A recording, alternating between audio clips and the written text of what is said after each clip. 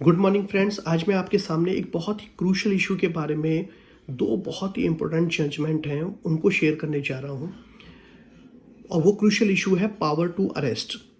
कि अगर डिपार्टमेंट को लगता है कि अगर कोई व्यक्ति जो है वो लायबल है किसी ऐसे ऑफेंस के जो सेक्शन 132(1) के क्लॉज ए से डी में दिया गया है, तो कमिश्नर साहब जो हैं वो अपने जो किसी ऑफिसर को ऑथराइज कर सकते हैं सेक्शन 69 में किसी भी पर्सन को अरेस्ट करने के लिए। तो ये तो डिपार्टमेंट की एक पावर टू अरेस्ट जो कि एक्ट के द्वारा प्रोवाइड कराई गई हुई है। लेकिन इसके बाद में सुप्रीम कोर्ट ऑफ इंडिया ने क्या किया हुआ है?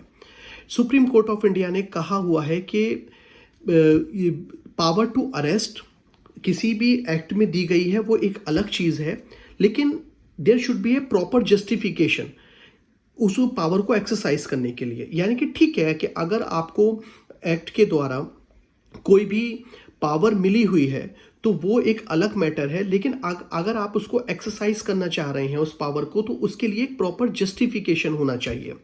अगर इन्वेस्टिगेशन ऑफिसर जो है जो भी किसी पर्टिकुलर केस की इन्वेस्टिगेशन कर रहा है, उसको लगता है कि भी वो जो पर्टिकुलर पर्सन जो है वो एब्सकॉन्ड नहीं होगा या फिर वो जो समन इशू की गए हैं उनको डिसऑबे नहीं करेगा और जो इन्वेस्टिगेशन चल रही है उसको प्रॉपर कॉपरेट करता आ रहा है, तो सुप्रीम कोर्ट ने कहा कि हम कोई भी ऐसा रीज़न इसको अगर इन सब चीज़ों के बाद भी अगर कोई आप किसी व्यक्ति को अरेस्ट करते हो तो उसको हम अप्रिशिएट नहीं करेंगे। इसके लिए मैं आपको ये जो डिसीजन दिया गया सुप्रीम कोर्ट ऑफ इंडिया के द्वारा वो मिस्टर सिद्धार्थ के केस में 2022 में दिया हुआ।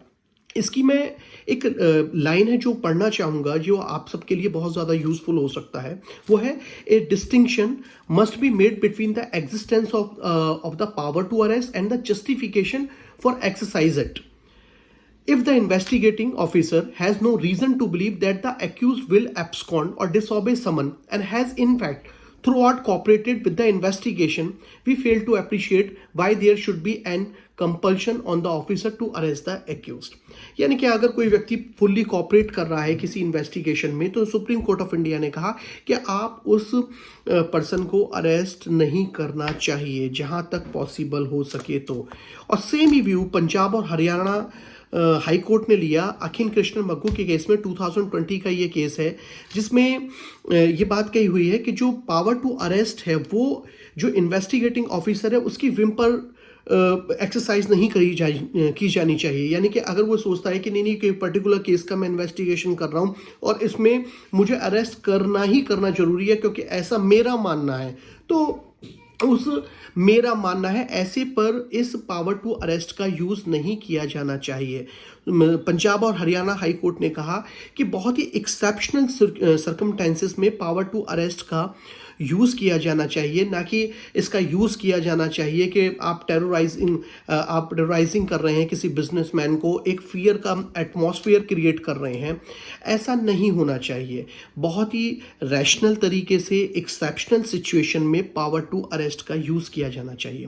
तो आज मैंने जो ये बहुत क्रूशियल मुद्दा है, बहुत सारे बिजनेसमैन के यहाँ पर जब सर्च होती है तो वहाँ पर उनको एक फियर दे दिया जाता है कि आप हमारी बात को मानिए और नहीं तो हम आपको अरेस्ट कर लेंगे। तो इसके लिए सुप्रीम कोर्ट ऑफ इंडिया का बहुत ही मिस्टर सिद्धार्थ के केस में 2022 का केस है। सिमिलरली अखिल कृष्ण मग्गू के केस में पंजाब और हरियाणा हाई कोर्ट का डिसीजन से ये बात कहते हैं कि अगर कोई व्यक्ति किसी भी इन्वेस्टिगेटिंग जो इन्वेस्टिगेशन है उसको वो प्रॉपरली कॉपरेट कर रहा है, सारे समन्स को वो एडहेयर कर रहा है और जो पूरा कॉर्पोरेशन वो इन्वेस्टिगेशन प्रोसेस में दे रहा है, तो उसके बाद में डिपार्टमेंट को ये अधिकार नहीं है कि वो इसे आर्बिट्रेरी मैनर में इस पावर को यूज़ कर ले।